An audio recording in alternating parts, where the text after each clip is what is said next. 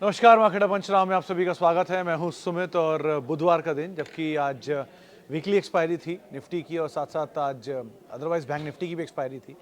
Market एक range के अंदर ही था पूरे दिन, आज बिल्कुल फ्लैट कामकाज, लैकलस्टर मूवमेंट कह लीजिए।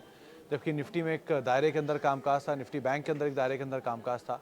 आईटी इंडेक्स आज थोड़ा स्टार परफॉर्मर था, 1.5% के आसपास की बढ़त वहाँ देखने को मिल रही थी। लेकिन अदरवाइज आज पूरा मार्केट से मोरलेस रेंज के अंदर कामकाज कर रहा है। आज अर्निंग के लिहाज से, कैश मार्केट के अर्निंग के लिहाज से बड़ा दिन था, क्योंकि आज सबसे ज़्यादा अर्निंग्स आने हैं कैश मार्केट में। और जो अर्निंग्स बचे थे उस लास्ट आर के जो अर्निंग्स हैं वो आएंगे आज। आज प्रेशर द मेटल में वो सुप्रीम कोर्ट की हियरिंग के बाद यहाँ फैसला जो आया था कि 2005 से सभी कंपनियों को जो पेनल्टीज़ एंड ऑल है वो देनी होगी, उसका एक इम्पैक्ट देखने को मिला। ऑटो, ऑयल एंड गैस, यहाँ पे थोड़ी बहुत हल्की खरीदारी थी, बैंक्स में प्रेशर था, आईटी में थोड़ी बहुत खरीदारी थी, लार्ज कैप में स्पेशली। बाकी तो एक रेंज के अंदर ही मार्केट ट्रेड कर रहा है। अर्निंग्स अवेटेड हैं जो कैश मार्केट की अर्निंग्स हैं, प्लस कल से मतलब कल के बाद जो कल इंडिपेंडेंस डे है, उसके बाद फिर फ्राइडे का एक सत्र होगा और उसके बाद फिर 2 दिन की छुट्टी है। तो मार्केट एक लैकलस्टर मूवमेंट में ही रहेगा, क्योंकि ट्रंकेटेड वीक होता है और इन्वेस्टर्स मिसिंग होते हैं।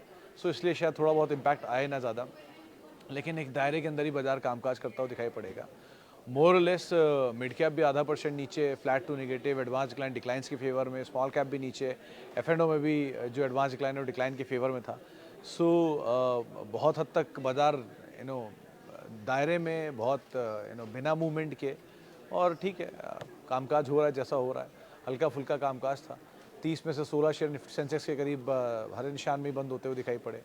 और स्टॉक स्पेसिफिक स्टोरी थी, अदानी समूह चल रहा था, एचडीएफसी थोड़ा वापस आया, आरती इंडस्ट्रीज आज फिर प्रेशर में था थोड़ा बहुत, एचएल के नंबर आए, नंबर के बाद नीचे आया, पिरामल ख़राब नंबर, एक्सीडेंट हुआ भयंकर, 10-11% नीचे था। लाइकवाइज वोडाफोन आइडिया थोड़ी बहुत खरीदारी थी, चेन्नई पेट्रो 8% ऊपर था, एनएससी के टॉप 500 गेनर्स में उसका नाम शुमार होता हुआ दिखाई पड़ा, अच्छी खरीदारी वहाँ देखने को मिली। लाइकवाइज और संवर्धना मदरसन नंबर्स के बाद जो एनालिस्ट कॉल हुई 2.5% के आसपास तेज़ी वहाँ पर देखने को मिली। डीवी स्लैब 4% के आसपास टूटता हुआ दिखाई पड़ा। हीरो मोटोकॉर्प नंबर के बाद 3-4% टूटता हुआ दिखाई पड़ा। सो ऐसे अलग अलग स्टोरीज, अलग अलग ट्रिगर मार्केट में कर रहे हैं, जिसके हिसाब से आज कुछ मोमेंटम आपको आता हुआ दिखाई पड़ेगा। चलिए अब सवाल जवाब का सिलसिला शुरू कर लेते हैं और बातचीत कर लेते हैं कुछ सवालों को लेकर, जो कि अलग अलग माध्यमों से आते हुए दिखाई पड़ रहे हैं। सबसे पहला सवाल है अंकुर गुप्ता साहब का। Hello sir, having Bajaj finance 67-27 के दाम पर 25 share, Havells 25 share, LTIM 18 share, United Spirits 75 share, Angel One 40 share, CEAT 40 share, Astral इतना। सर इतने सारे नाम तो मैं नहीं बोल सकता, तो पूरा पोर्टफोलियो भेज रहे हो। लेकिन इन सब में अगर कोई एक स्टॉक जिसको आपको रीथिंक करने की ज़रूरत, सिर्फ एक स्टॉक, वो एंजल वन है। बाकी किसी स्टॉक को आपको रीथिंक करने की ज़रूरत नहीं है। बाकी सबके नंबर सब्सटेंशियली गुड और कंपनियां बहुत अच्छी हैं, नीचे आए आप ऐड भी कर सकते हैं। एंजल वन के केस में क्योंकि चला बहुत एग्जॉर्बिटेंट है तमाम ब्रोकरेज हाउसेस के शेयर, और अच्छा गेन अगर आपको मिल रहा है तो आप वहाँ थोड़ा कैपिटल निकाल लीजिए। फ्री के शेयरों को रख सकते हैं, रख लीजिए, लेकिन बाकी में ऐसी कोई दिक्कत नहीं है, बाकी आप आराम से बने रह सकते हैं। फॉल्स मिल है, आप वहाँ पर ऐड भी कर सकते हैं। कंपनियाँ सारी बेटर हैं, बट एक के केस में आप थोड़ा सा अपना स्ट्रैटेजी को रीवर्क कर लेना। ओके, आगे बढ़ते हैं। Sir view on NHPC, more dip expected. देखो रितेश सर, पीएसयूज़ के केस में वैल्यूएशन सस्ते थे, फिर थोड़े महंगे हुए, फिर बहुत महंगे हुए, लेकिन प्राइवेट के सामने वो सस्ते ही रहेंगे हमेशा, क्योंकि पीएसयूज़ कभी बहुत महंगे नहीं होते हैं वैल्यूएशन वाइज। आज वो जो लिस्ट ट्वीट की है मैंने, इसमें 15 कंपनियाँ सस्ती और 15 कंपनियाँ महंगी हैं एनएससी 100 की, उसमें बहुत सारे पीएसयू हैं। पीएसयू इसलिए कि पीएसयू हमेशा ही सस्ते रहते हैं। सो इस उम्मीद में मत रहना कि ये बहुत महंगे कभी होंगे, नहीं, ये बहुत महंगे कभी नहीं होते। इनके बेस्ट मल्टीपल 30-35 ही होते हैं, बारिंग फ्यू जो एक्सेप्शनली भागे हैं। सो एनएचपीसी या किसी भी पीएसयू के लिए आप अगर लेटर पार्ट पे एंटर कर रहे हो तो इस चीज़ के लिए एश्योर रहो कि आपको एक स्टॉप लॉस लेके ही एंटर करना है, क्योंकि ऑलरेडी ये शेयर 3 गुना, 5 गुना, 10 गुना, 15 गुना हो चुके हैं। सो इस तरह की तेज़ी के बाद थोड़ा सा अगर बाज़ार हल्का हो जाए या थोड़ा नीचे आने लग जाए तो आपके पास इतना एपेटाइट हो कि आप स्टॉप लॉस से बाहर हो जाओ, अगर आप ट्रेडर हो तो, या बीटीएसटी प्लेयर हो तो। लॉन्ग टर्म है तो ठीक है, आप डिविडेंड आता रहेगा, आप ऐड करते रहो नीचे के लेवल पे, क्योंकि डिविडेंड आता रहेगा, वो अपनी कॉस्ट अपने आप ही फ्री कर देगा शेयरों को। स्पेशली एनएमडीसी, कोल इंडिया, हिंदुस्तान जिंक जो कि पार्शियल प्रॉक्सी PSU है, या IOC, BPCL, HPCL, इनके अच्छे पे आउट्स हैं। सो ये आपके धीरे धीरे कॉस्ट को वैसे ही नीचे ले आएंगे डिविडेंड दे के। सो ये सिचुएशन पे काम करिए, लेकिन इस तरह की तेज़ी जो आई है PSU की, उसमें ऊपर से बहुत सारा माल उतरा है। आपको बता दूं कि PSU का डिफेंस फंड, सबने पैसा उसमें डाला है और डिफेंस स्टोरी सबको प्रोमिनेंट लग रही थी, लेकिन डिफेंस कंपनी और डिफेंस फंड दोनों ऊपरी स्तरों से 20% करेक्ट हो चुका है। चाहे कोई भी हो, इवन जो नया फंड आया मोतीलाल ओसवाल का, वो तो जिस दिन NFO लॉन्च हो उसके अगले दिन चला और उसके बाद से लगातार टूट रहा है। सो ये क्यों हुआ ऐसा? क्योंकि ऑलरेडी बहुत महंगे थे शेयर, और सेक्टोरल फंड में यही इशू आता है कि वो एक सेक्टर पे आपका एक्सपोजर, वो सेक्टर चल गया और आप फंस गए तो फंस गए। सो ज़रा ध्यान संभल के काम करिएगा, स्टॉप लॉस साथ काम करिएगा। कंपनियां कोई भी ख़राब नहीं है, बट चले हुए ज़्यादा हैं तो थोड़ा नीचे आएंगे, थोड़ा समय के लिए अपना रेंज के अंदर रहेंगे, ऐसी सिचुएशन अराइज हो सकती है।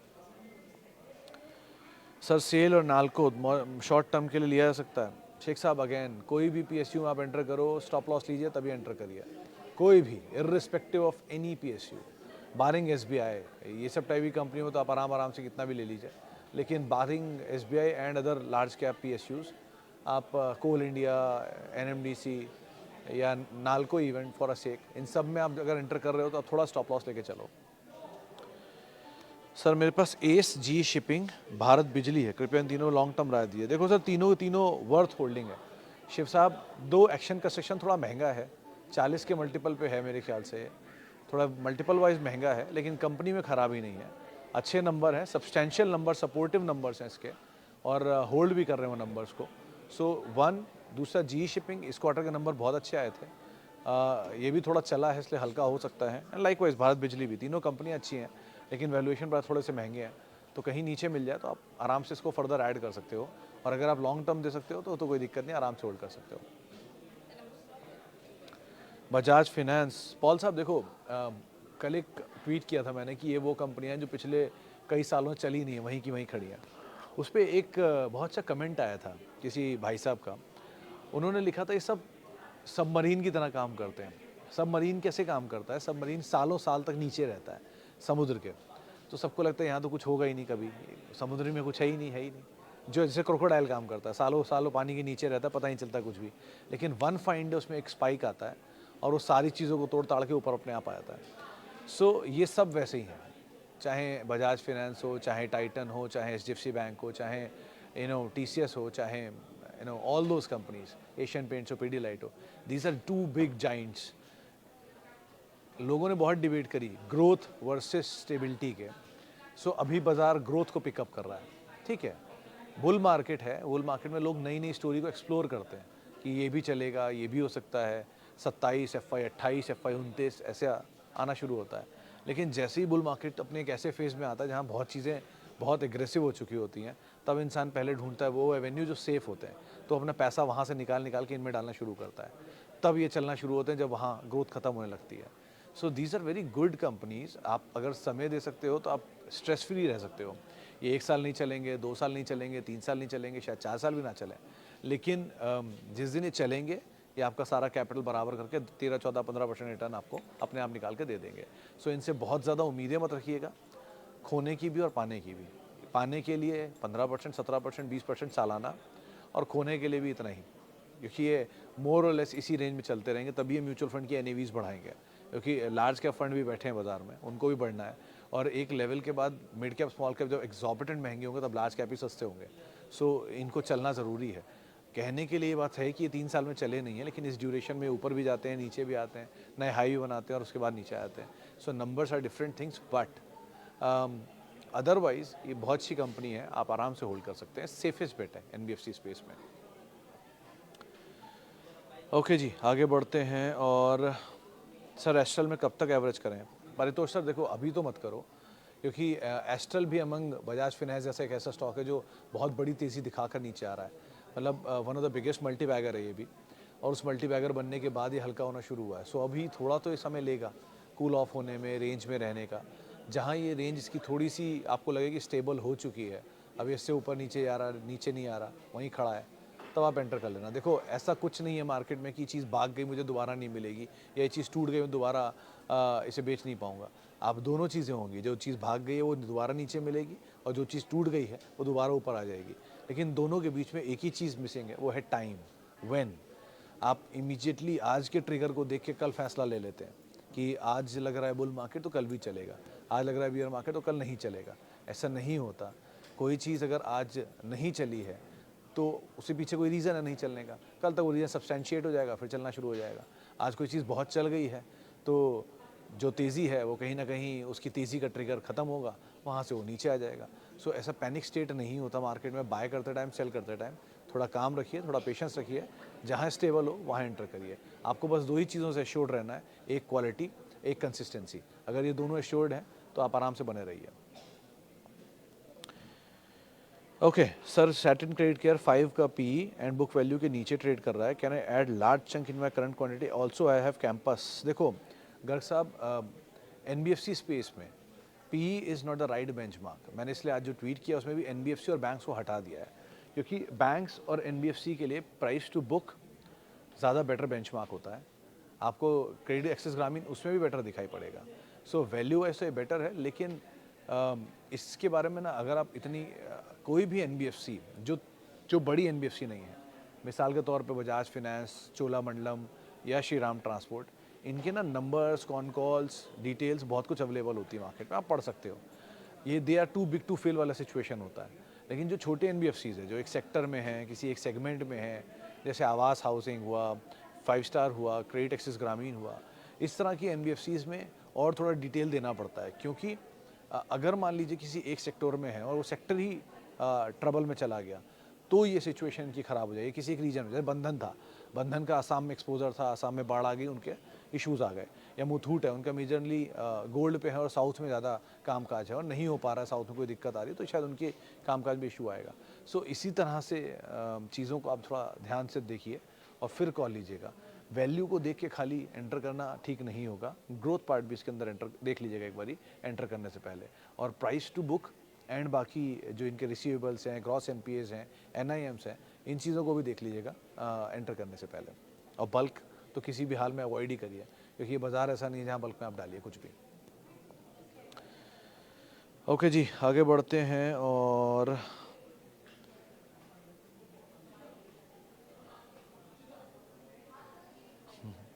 सर, मैंने अपना पोर्टफोलियो 58% गेन पर 3 दिन पहले खाली कर दिया है, पुनः पोर्टफोलियो बनाने की समय कब होगा? देखो प्रकाश साहब, अगर आपने 58% गेन पर पूरा खाली कर दिया है तो ये गलती करी। 58% गेन था, आधा निकाल लेते, कैपिटल निकल गई, आधा आपके पास है, तो आपको ये मलाल नहीं रहता कि अगर बाजार यहाँ से और भाग गया तो मैं क्या करूँगा। अब रही बात, आप पोर्टफोलियो बनाना चाह रहे हो तो अभी भी आप रीवर्क कर सकते हो। बहुत सारे अच्छे वैल्यू के शेयर बाकी हैं, फार्मा में बाकी हैं, मेटल में बाकी हैं, आईटी में बाकी हैं। इनको आप आइडेंटिफाई करो और उनके हिसाब से थोड़ा थोड़ा थोड़ा थोड़ा लेना शुरू कर दो। जो बहुत महंगे हैं उनके लिए भी आप अवॉइड करो। वो आज नहीं तो, जैसे एग्जांपल देता हूँ, कल नायका के नंबर देख रहे थे, मेरी टीम में मैं और मेरा एक कलीग बैठा हुआ, तो उन्होंने मुझसे बोला बहुत अच्छे नंबर आए, बहुत चलेगा। मैंने कहा हाँ बहुत अच्छे नंबर आए, नंबर में कोई ख़राबी नहीं है, लेकिन 1000 के मल्टीपल के ऊपर कितने भी अच्छे नंबर कोई स्टॉक दे दे, उसको राइट साइज़ ही है उसकी तेज़ी, क्योंकि 1000 से ऊपर क्या ही जाएगा मल्टीपल। आज नायका का 11 पैसे का ईपीएस था लास्ट क्वार्टर का, लास्ट ईयर का, मैं उसको 22 पैसा भी कर देता हूँ, डबल, कि इस साल वो 22 पैसा ईपीएस करेगा। जो पिछले क्वार्टर का 11 पैसा ईपीएस था, चलो 22 पैसा ईपीएस भी कर देता हूँ, डबल ईपीएस पे, तो भी 850 के मल्टीपल पे स्टॉक कामकाज कर रहा था कल के भाव पर। 850 का मल्टीपल इज़ रेयर, जो कभी देखने को नहीं मिलते। सो आज नहीं कल, कल नहीं परसों, इसी दाम पे ही रहेगा, नंबर अच्छे आते रहेंगे, अर्निंग इंप्रूव होती रहेगी, एक फाइंडी ईपीएस बेटर हो जाएगी, शेयर सस्ता होगा, तब बाजार उसको वैल्यू देगा। तब तक के लिए ऐसे ही रेंज में रहेगा। सो तब तक लोगों का पेशेंस भी टूट चुका होगा, वो भी निकल चुका होगा, फंड भी आ चुके होंगे। सो ये प्रोसेस ऐसे चलेगा विद टाइम। लेकिन और वही हुआ, आज खुला भी नायका ऊपर और फिर बाद में धीरे धीरे नीचे आ गया, 2-2.5% ही ऊपर रहा। सो ऐसी सिचुएशंस के लिए आप ये काम करिए कि कहीं भी अगर आपने कोई ऐसा स्टॉक लिया हुआ जो बहुत महंगा है तो अवॉइड करिए, निकल जाइए, कैपिटल निकाल लीजिए, जो सही लगे आपको वो करिए। लेकिन सस्ते शेयर जो सस्ते मल्टीपल पर हैं, सस्ते वैल्यू पर हैं, उनको आप आइडेंटिफाई कर सकते हैं। कहाँ है वैल्यू, वो आज ट्वीट कर दिया, वहाँ देख लीजिए। NSE 100 की लिस्ट है, तो क्वालिटी को लेकर आप वैसे ही एश्योर्ड है, सारी सारी अच्छी कंपनियाँ उसमें। ओके, आगे बढ़ते हैं। एस्ट्रल पे बात हो गई, बजाज फाइनेंस भी हो गया, यस बैंक होल्ड ही कर सकते हो सर, मोमेंटम मिले निकल जाना, और क्या। मतलब ये वैसे भी ये कुछ मोमेंटम पे ही चलने वाले शेयर हैं। Hi sir, blue chip versus ETF पर SIP लॉन्ग टर्म बेस्ट। देखो ज़ाला साहब, दोनों का टेस्ट है अपना अपना। मतलब किसी को पनीर टिक्का पसंद है, किसी को दाल मखनी पसंद है। अब क्यों पसंद है वो सबकी अपनी चॉइसेस होती हैं। ETFs के अपने फ़ायदे हैं। ETF के केस में आपको सारे का एक बंच मिल जाता है। मान लीजिए निफ्टी 50 ETF है, तो निफ्टी को रेप्लिकेट करेगा 2% डिविडेंड को लेकर। सो निफ्टी 50 के ETF में पैसा डालती रहिए, जब भी बाजार में बड़ा फॉल आया और पोजीशन और ऐड कर दीजिए, यानी कि बल्क में डाल दीजिए, क्योंकि वो तो धीरे धीरे निफ्टी को रिफ्लेक्टेड कर रहा है। आज नहीं तो निफ्टी कल ऊपर जाएगा, हो जाएगा हिसाब बराबर। स्टॉक के केस में आपको एक बकेट में ही निफ्टी 50 नहीं चाहिए, आप IT चाहते हो तो IT जा सकते हो। लेकिन अगर एक ही बकेट में आप मल्टीपल स्टॉक्स को लेना चाहते हो, जैसे मैं चाहता हूँ कि मेरे पास TCS भी हो, मैं चाहता हूँ मेरे पास यूनाइटेड स्पिरिट्स भी हो, मैं चाहता हूँ मेरे पास नेटको फार्मा भी हो, और मैं चाहता हूँ मेरे पास टाटा कम्युनिकेशन भी हो, तो ये चारों के SIP में कर सकता हूँ। क्योंकि मेरे पास मुझे नहीं जाना निफ्टी 50 में। मैं उस ऐसा ना हो ना कि मैं निफ्टी का IT चले और बैंक टूट जाए, निफ्टी वहीं का वहीं खड़ा है, क्योंकि दोनों की हैवी वेटेज है। बैंक्स में HDFC बैंक टूटे जा रहा है, IT में TCS बढ़े जा रहा है, तो वहीं का ही रहेगा बाजार जब तक रिलायंस पार्टिसिपेट नहीं करेगा। सो दोनों के अपने अपनी चॉइसेस हैं, कॉस्ट इन्वॉल्व होती हैं, उसमें डिविडेंड आता है, उसमें नहीं आता है। डिविडेंड अगर आता भी है तो बहुत मिनिस्क्यूल आता है। सो इसीलिए चॉइसेस हैं आपका, लेकिन अपने प्रोज अपने कॉन्स हैं। आप और वो भागता जल्दी है। अब अगर TCS एक तरफा भागता चला गया, आपका एवरेज ख़राब कर देगा। लेकिन ETF में आप आराम से एवरेज मेंटेन कर सकते हो कि वो ऊपर जाएगा तो फिर नीचे आ जाएगा, नीचे आएगा फिर और पैसा डाल दो, उसको HDFC बैंक नीचे ड्रैग कर लाएगा। सो यहाँ पर एवरेज पावर ऑफ एवरेजिंग का बेनिफिट मिलता है, यहाँ पर पावर ऑफ एवरेजिंग नहीं मिल पाता है। लेकिन यहाँ इंडिविजुअल रिस्क ज़्यादा है। फेल अगर मान लो TCS कल को बंद हो गई, जो नेक्स्ट टू इम्पॉसिबल है, लेकिन अगर हो गई तो वहाँ पर वो रिस्क नहीं है। वहाँ आपको HDFC बैंक, TCS, इन्फोसिस कोई ना कोई बचा ही लेगा। यहाँ आप पूरी तरह एक्सपोज्ड हो। सो बहुत सारे प्रोज एंड कॉन्स हैं, आपके ऊपर है कि आप क्या पिक करना चाह रहे हो। और सर बहुत फिर से बोल रहा हूँ, बाज़ार में कभी भी ये मत सोचना कि इसने ये किया तो मैं भी ये कर लूँ। नहीं, उसकी चीज़ उसके हिसाब से सही है, आपकी चीज़ आपके हिसाब से सही है। उसका गोल आपका गोल, उसका पैसा आपका पैसा, उसका चॉइसेस जो उसने कैसे कमाया वो पैसा, आपने कैसे कमाया वो पैसा, आप कितने सालों के लिए, वो कितने सालों के लिए, सब अलग होता है। तो आपके स्टॉक भी अलग होंगे, आपके प्रेफरेंसेस भी अलग होंगे, आपका तरीका भी अलग होगा। और कोई तरीका गलत नहीं है, सबके तरीके सही हैं, चाहे आपके हों, चाहे मेरे हों, चाहे किसी के भी हो। So what ever you feel good for your own portfolio, what ever you feel कि ये मेरे निवेश के लिए बढ़िया चीज़ है, ये मुझे सूट कर रहा है, आप वो करिए। किसी एक सुनिए सबको, और जो आपको सही लगे आप वही करिए। चाहे मैं हूँ, मेरी भी ब्लाइंड फोल्डली मत सुनिएगा, बहुत गलतियाँ मैं भी करता हूँ, खुद एक्सेप्ट कर रहा हूँ। So better is find out the best of for your self. वरना बूफे लगा है, जो आपका मन कर रहा है खाने का आप वो खाइए, ज़बरदस्ती कुछ नहीं है। मेरे पास टाटा स्टील के 225 शेयर हैं 179 के हिसाब से। अब इसमें क्या करें? होल्ड करिए सर, अगर लॉन्ग टर्म इन्वेस्टर हैं जैन साहब। अगर शॉर्ट टर्म इन्वेस्टर है तो थोड़ा नियर टर्म जर्क रहेगा इसमें, क्योंकि आज जो ये फैसला आया है इसमें माना जा रहा है कि शायद टाटा स्टील में सबसे ज़्यादा इम्पैक्ट आएगा इसका। तो हो सकता है जब तक कंपनी नहीं क्लैरिफाई करेगी तब तक तो ऐसा इम्पैक्ट रहेगा ही। और लेट्स सी, देखते हैं क्या होता है। सुमित सर, 1 करोड़ का कॉर्पस इन नेक्स्ट 5 ईयर के लिए कितना पर मंथ SIP करना होगा? यार ये इसका कैलकुलेशन होता है, आप SIP कैलकुलेटर करके डाल सकते हो। ICICI ग्रो ये सबका अपना कैलकुलेटर होता है। मोटा मोटा मुझे ये पता है कि अगर आप 3 करोड़ चाह रहे हैं तो शायद 40,000 रुपये की SIP होती है उसमें फॉर 10 ईयर्स। आप ये मैं 6:30 बजे के शो में रोज़ डिस्कस करता हूँ, नंबर याद नहीं आ रहा, लेकिन आप वहाँ कैलकुलेट कर सकते हो। तो SIP बड़ी लगेगी आपकी, और 12% की इंटरेस्ट रेट होता है, मतलब 12% का मार्केट का रेट आप प्रेफरेबली मान के चलना। ज़्यादा आ जाए तो आपके लिए अच्छा है ना, जितना सेव हो गया, लेकिन एवरेज आप 12 ही मान के चलना कि बाजार 12 ही देगा। 12 से 13% पिछले 10 साल का रिटर्न है एवरेज निफ्टी का। कोविड के बाद वो बढ़ गया है, लेकिन कुछ दिनों में बाजार उसको एडजस्ट करके 12 कर ही देगा। सो आज नहीं कल, कल नहीं परसों, ये 2-3 साल भी अगर बाजार ने ऐसे ही निकाल दिए ना, आराम आराम से लटक लटक के, तो 12 वैसे ही हो जाएगा अपने आप। सो बहुत उम्मीदें मत रखिएगा, 12 से 13% निफ्टी रिटर्न देता है, उतना ही मान के चलिएगा, और उसके हिसाब से आप कैलकुलेट कर लीजिएगा। ओके जी, आगे बढ़ते हैं। Sir, your view on Aptus and BKT, the result of both are good still falling. नहीं, BKT के नंबर खराब थे सर, एप्टस के नंबर मैंने देखे नहीं शाह साहब, लेकिन BKT के नंबर खराब थे। Still BKT is a very good company. अगर आप कोई अच्छा टायर स्पेस में शेयर ढूंढ रहे हैं तो C8 सबसे ऊपर, then comes BKT and then comes JK। ये 3 कंपनियां बहुत अच्छी हैं। MRF भी है, लेकिन वो बहुत महंगा है, इसलिए उसके बारे में जिक्र नहीं कर रहा। गुड ईयर भी ठीक है डिविडेंड यील्ड के हिसाब से, बट ये 3 फिर भी आप देख सकते हो। तो बीकेटी मतलब it's one of the finest companies. वो केपेक्स की वजह से, इंटरेस्ट की वजह से इनके नंबर ख़राब हो जाते हैं, लेकिन वैसे कंपनी ठीक है। एप्टूस भी ठीक कंपनी है, वो mid cap mid housing segment में कंपनी कामकाज करती है, अच्छा बोर्ड है। बट अगेन ये सारे एनबीएफसीज में वही रिस्क रहता है कि एक सेक्टर में एक्सपोज्ड है, छोटा एनबीएफसी है, 5 स्टार टाइप कोई नंबर ख़राब आ गए किसी दिन तो बाजार बहुत बुरी तरह इनको तोड़ देता है।